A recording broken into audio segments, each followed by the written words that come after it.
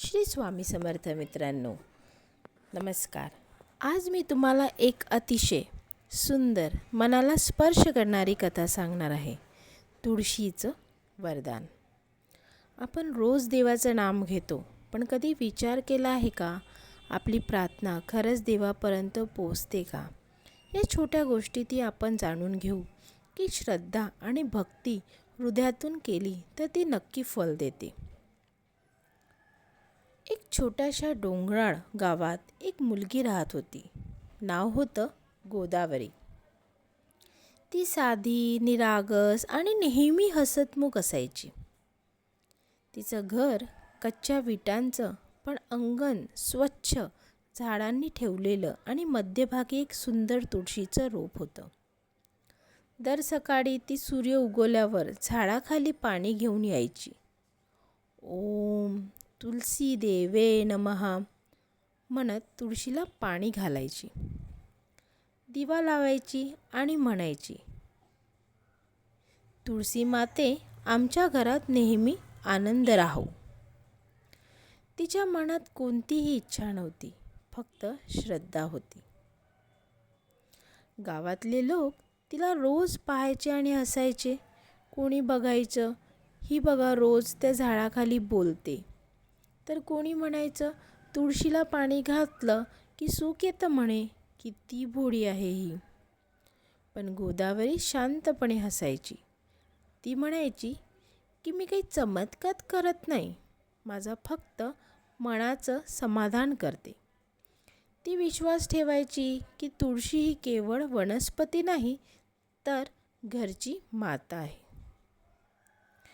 एके दिवशी गावात काळे ढग दिसेनासे झाले.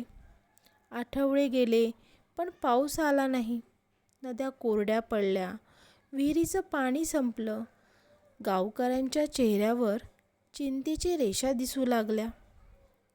शेत जळून गेली, जनावर तहानलेली आणि लोकांना देवांची याचना करू लागले, हे देव पाऊस दे. पण गोदावरी मात्र रोज आपल्या अंगणात दिवा लावत राहिली.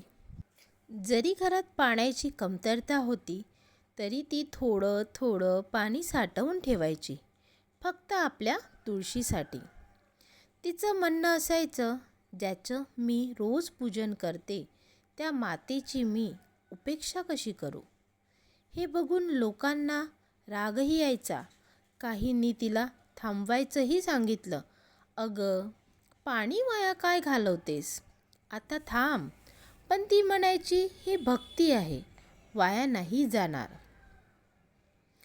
काही दिवसांनी सगळीकडे धूळच धूळ होती, पण गोदावरीच्या अंगणात हिरवळ पसरली होती. तिचं तुळशीचं रोप अजूनही ताजं होतं. हिरवं आणि फुलांनी बहरलेलं तिचं अंगण होतं. गावकऱ्यांना आश्चर्य वाटला. ते सगळे तिच्या घरासमोर जमले. एक म्हातारी बाई म्हणाली, बाळा, हे कसं शक्य आहे? सगळं कोरडं आहे, पण इथे फूल आहेत. गोदावरी नम्रपणे म्हणाली, मी फक्त मनापासून श्रद्धा ठेवली. देवावरचा विश्वासच मला पाणी देतो. जेव्हा मन शुद्ध असतं, तेव्हा निसर्गही आपल्याला आशीर्वाद देतो. त्या क्षणी आकाशात हलकं विजेचं झगमगाट झालं आणि थेंब पडू लागली. गावात पाऊस सुरू झाला.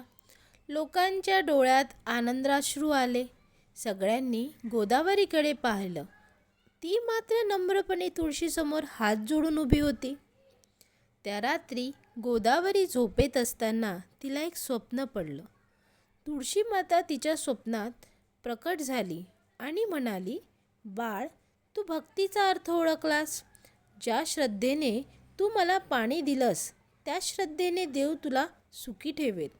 तुझ्या घरात कधीच दारिद्र्य, रोग किंवा दुःख येणार नाही.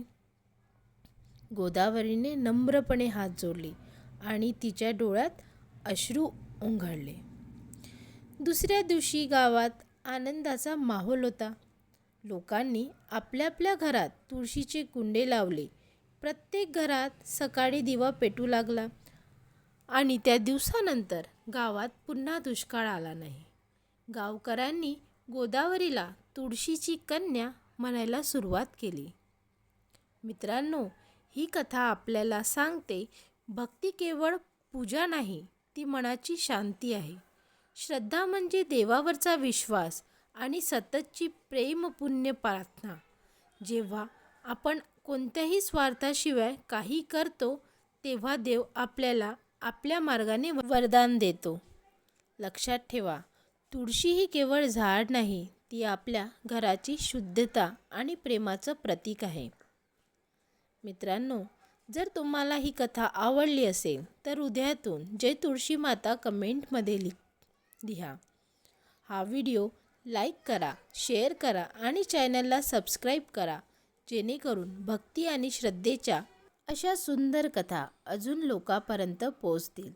भक्ती करा, पण मनापासून करा, कारण श्रद्धा म्हणजे खरा चमत्कार. धन्यवाद. श्री स्वामी समर्थ.